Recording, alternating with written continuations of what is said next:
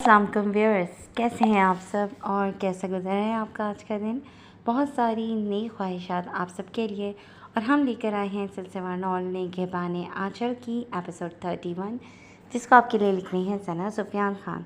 तो चलते हैं एपिसोड की तरफ। गोल्डन रंग के फ्रॉक पहने, लाइट सा मेकअप किए, छोटे छोटे सोने के आवीज़े कानों में पहने और साथ ही अंगूठी को उंगलियों की जीनत बनाए वो उसके सामने खड़ी थी। कितने पल तक वो उससे नज़र ही नहीं हटा सका था। दिलकशी ही दिलकशी थी जो उसे अपनी तरफ खींच रही थी। मोहब्बत के रंग बड़े निराले होते हैं। ये जब नज़रों पर चढ़ते हैं ना, तो सिर्फ चढ़ते ही नहीं हैं बल्कि सर चढ़कर बोलते भी हैं। वो खुद भी आज रोज़ाना से हट कर तैयार शयार बहुत खूबसूरत लग रहा था। दोनों ने ही एक दूसरे को नज़रों ही नज़रों से दाद दी थी और मुस्कुराते हुए एक साथ घर का दरवाज़ा अबूर कर गए। रात गए तक वो अपने दोस्त के घर खुशगपियों में मसरूफ़ रहे थे और खाना खाने के बाद सबसे मिलते मुलाते वहाँ से निकल गए थे। आज पहली बार असावरी को शर्मिंदगी हुई थी, ये सोचकर कि वो उसे कितना गलत समझ बैठी थी। उसके दोस्त की बीवी को वो उसकी बीवी समझ बैठी थी, इसलिए आज उसके चेहरे से शर्मिंदगी जा ही नहीं रही थी। असावरी, गाड़ी में सरगोशी नुमा आवाज़ गूंजी। उसने खोए खोए से अंदाज में जवाब दिया।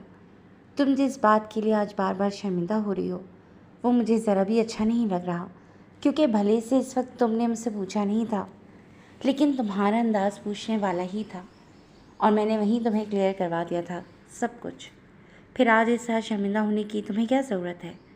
बड़ी नरमी से उसने डपटा था, क्योंकि वो उसकी हालत बखूबी समझ रहा था। मैं अपनी शादी वाले दिन अपना घर छोड़कर भागी थी। किस लिए? सिर्फ अपने बाबा के गलत फैसले से बचने के लिए।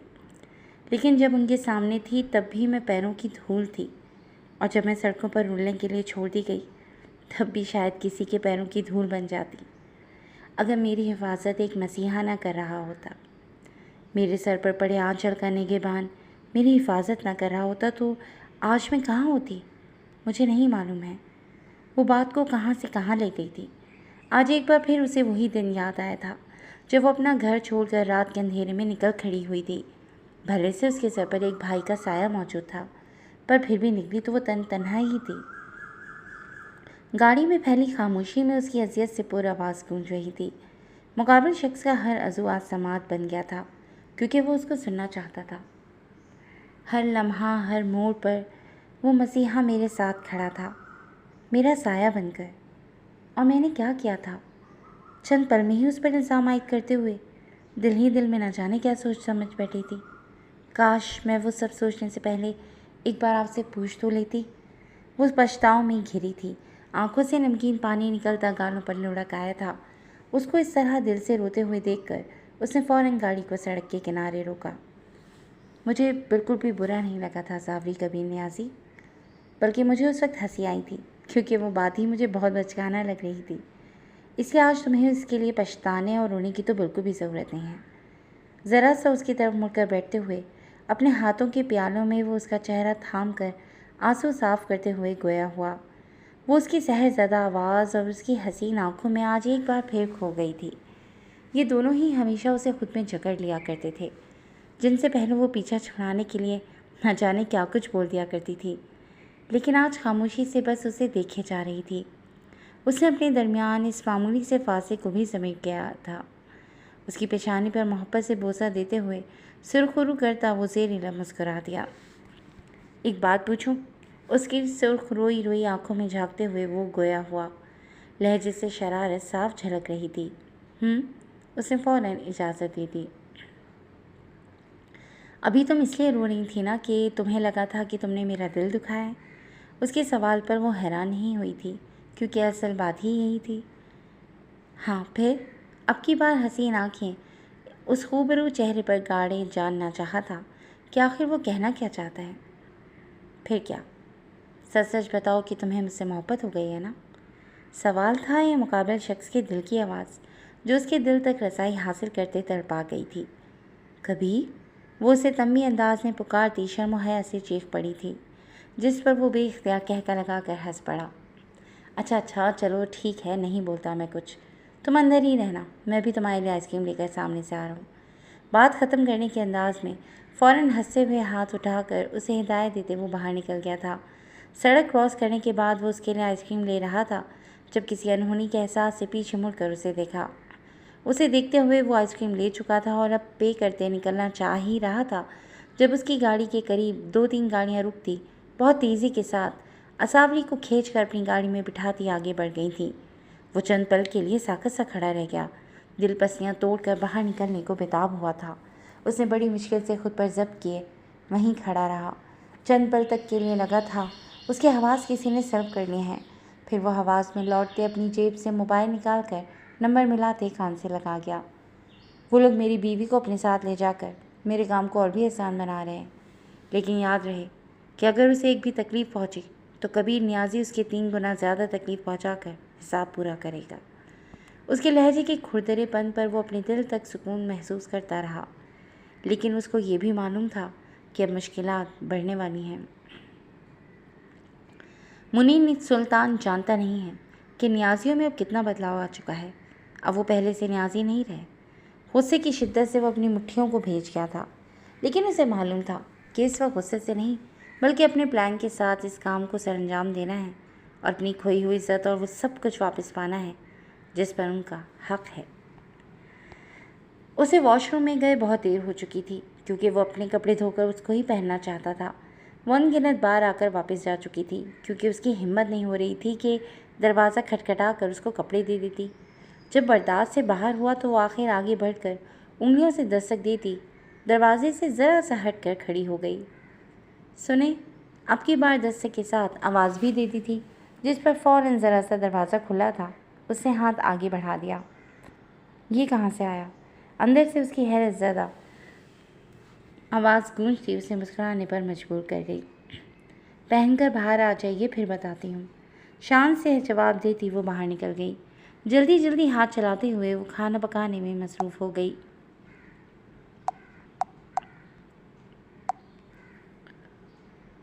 अपने साइज़ की सियाह टी शर्ट पर सियाही ट्राउज़र पहनकर बालों के पानी को हाथ से झाड़ने के साथ ही कमरे से निकलकर लाउंज की तरफ आया, जहां ज़ुबैर शहज़ादे के साथ खेलने में मसरूफ़ था। उसने एक सीटी मारी थी, जिस पर वो बेख्तियार कलकानियाँ मारकर हंसते हुए उसकी तरफ आने को हुमकने लगा। उसने फ़ौरन आगे बढ़कर उसे गोद में उठाकर प्यार करने के साथ साथ ही किचन की तरफ बढ़ गया। कहाँ से ये कपड़े आए उस्वा? उसके पीछे खड़े होकर उसने एक बार फिर खुद को देखा। अभी जो आपने पैसे दिए थे उन्हीं से मंगवाए हैं। ज़ुबैर लेकर आया था और साथ में उसने ये ढेरों सामान भी लाया है। हालांकि मैंने कहा था कि अगर आपके दिए हुए पैसे नहीं बचे तो ना आने। इतनी लंबी बातचीत उनके दरमियान आज पहली बार हो रही थी। उसकी तफसीलात फराहम करने के अंदाज पर वो चौंक गया था, क्योंकि उसके हाथों की लर्जिश बता रही थी कि ये सब कुछ वो डर और खौफ से कह रही थी। उसे लग रहा था कि अभी वो उसे खींच कर थप्पड़ जड़ देगा, क्योंकि जब भी उससे बिना कुछ पूछे कोई काम किया था तो बदले में थप्पड़ खाने को ही मिला था। आप इतना डर कर क्यों बता रही हैं? उसका रुख अपनी जानिब करते हुए खुमार आलूद निगाहों से वो देखने लगा। मुझे लगा कि आपको इसकी ज़रूरत थी, इसलिए मैंने आपसे बिना पूछे आपके दिए पैसे खर्च कर दिए। एक बाजू में अपने शहज़ादे को थामे, दूसरा बाजू उसके गिर्द हमाइल करते हुए वो बेइख्तियार उसे खुद में पहली बार भेज गया। दोनों की ही धड़कनें एक ही अंदाज में धड़क रही थीं। उसके सीने से लगी उसकी खुशबू महसूस करते हुए वो आँखें मूंद गई थी। कितना खूबसूरत एहसास था जिससे वो आज पहली बार रोशांस हो रही थी, क्योंकि इतनी अकीदत और मोहब्बत खुद के लिए उसने देखने की तो दूर की बात सोचा तक नहीं था। अपनी सबसे कीमती मता को खुद में भेजे वो सुकून से खड़ा था। उसके दुपट्टे से ढके सर पर बार बार अपने लब रखते हुए वो उसे मौतबर कर गया था। वो पैसे आपके थे उस्वा, आपका जैसे दिल चाहता है आप खर्च कर सकती हैं। लेकिन आपको मालूम है कि ये जानकर मुझे कितनी खुशी हो रही है कि ये मुझे आपने लेकर दिया है, क्योंकि पहली बार किसी ने मुझे कोई चीज़ दी है। उसका चेहरा अपने सीने से हटाकर सामने करते हुए चमकती हुई आँखें उस पर मरकूज़ कर दी। लेकिन वो मेरे पैसे तो नहीं थे, वो तो आपके ही पैसे थे।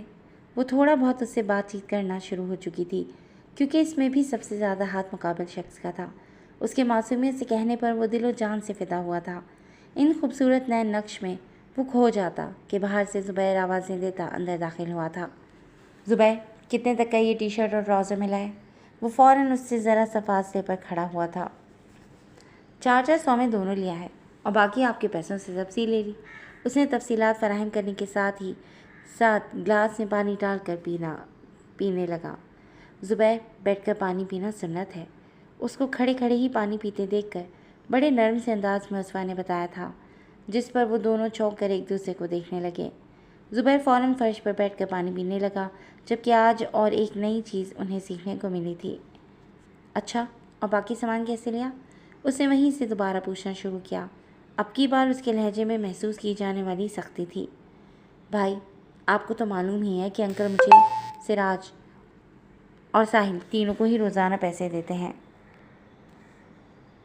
मेरे पास पैसे थे तो मैंने करियाना स्टोर से सामान ले लिया था।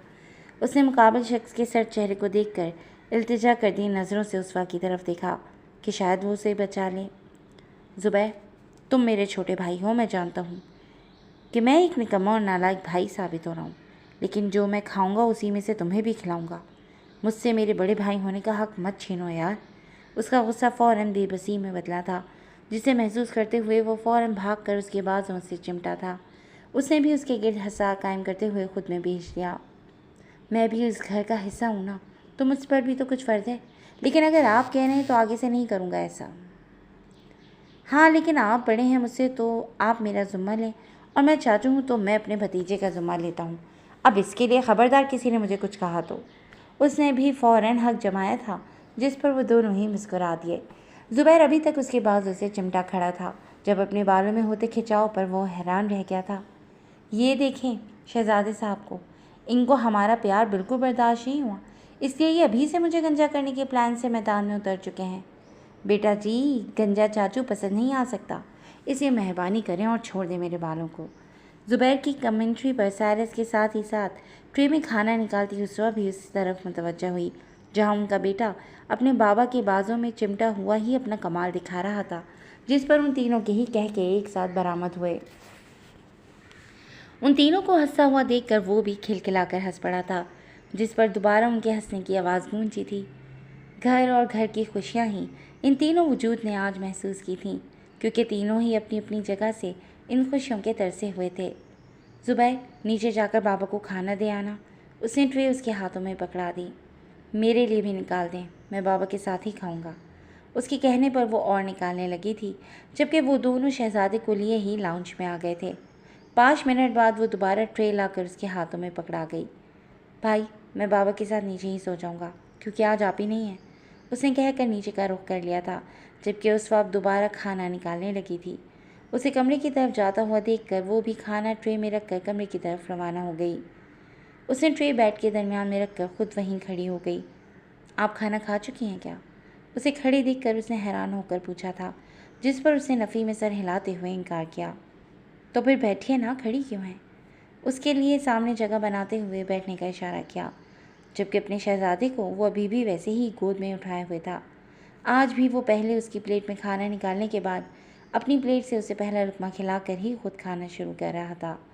उसकी इतनी इज्जत देने पर और इतनी अकीदत पर वो अक्सर ही बेबसी से रो दिया करती थी। आज भी उसकी आंखों में नमी थी, जिसे वो महसूस तो कर गया था, लेकिन बोला कुछ नहीं। खामोशी के दरमियान ही खाना खाया गया था। खाने के बाद वो ट्रे वापस किचन में रखकर जैसे ही कमरे में दाखिल हुई, नज़र मुकाबिल शख्स पर पड़ी थी, जो अपना दाहिना हाथ उसके लिए फैलाए बैकग्राउंड से टेक लगाए बैठा था। उसकी हरकत पर उस वक्त का दिल बेख्तियार धड़क कर पागल हुआ था, लेकिन शौहर की नाफरमान तो वो कभी भी नहीं थी, तो आज कैसे हो जाती? ये शख्स तो धीरे धीरे उसके दिल में बसने लगा था। 2 ही दिनों में उसने उसे इतनी इज्जत और मान दे दिया था कि वो बस रो दिया करती थी। उसके बड़े हुए हाथों पर वो अपनी नरम हथेलियाँ रखी हुई उसके सामने बैठ गई। मैं मानता हूँ कि अभी मेरे पास कुछ नहीं है, लेकिन जितना भी कुछ है या जो कुछ भी है, वो सब कुछ मेरा आपका है। बल्कि मैं तो कहता हूँ, मुझसे ज़्यादा मुझ पर हक आपका है। इसलिए कभी भी अब ये मत कहिएगा कि फ़लाँ चीज़ तो आपकी नहीं है। वो नरमी से गोया हुआ था। उसकी बात वो समझ चुकी थी कि किचन में कही गई बात का वो अब जवाब दे रहा है। उसे आज पहली बार शर्मिंदगी की बजाय खुशी हुई थी। उसने चमकती हुई आंखों से अपने मुकाबिल बैठे शख्स को देखा था, जो पहले ही घंटे से उसे हैरान पर हैरान करता आ रहा था। कितना प्यारा था ना ये शख्स, और शायद साफ दिल भी था कि जो कुछ उसके दिल में था वो मुंह पर ही कह रहा था। उसने बिना कुछ बोले बस इस बात में सर हिलाया था, जिस पर उसने मुस्कुराते हुए अपनी हथेली उसके सर पर रखकर बड़ी मोहब्बत से थपकी दी थी। दोनों के दरमियान धीरे धीरे बाइंडिंग मजबूत हो रही थी, जिसका एहसास शायद दोनों को ही नहीं था, और यही मजबूती एक दिन उनके रिश्ते को और भी मजबूत बनाने वाली थी। अपनी माँ को सामने देखकर वो गोलू गपलू उसकी तरफ अब आने के लिए हुबकने लगा था, जिसको महसूस करते हुए उस्फा ने भी हाथ उसकी तरफ बढ़ाया था और वो फ़ौरन ही उसकी गोद में समा गया था। उसे लेकर अब उसके कपड़े चेंज करती वो उसे थपकने लगी थी, क्योंकि ये उसके सोने का वक्त था। साइरस चंद पल तक उन माँ बेटे को देखने के बाद ईशा की नमाज की गर्ज से उसे बताकर घर से बाहर निकल गया था। जी दोस्तों, आज की एपिसोड बस यहाँ तक ही। हमें अपने कमेंट सेक्शन में ज़रूर बताइएगा आपको कैसी लगी, और जुड़े रहिएगा हमारे साथ ताकि हम नई एपिसोड बहुत जल्द आपके सामने ला सकें। तब तक के लिए अल्लाह हाफ़िज़।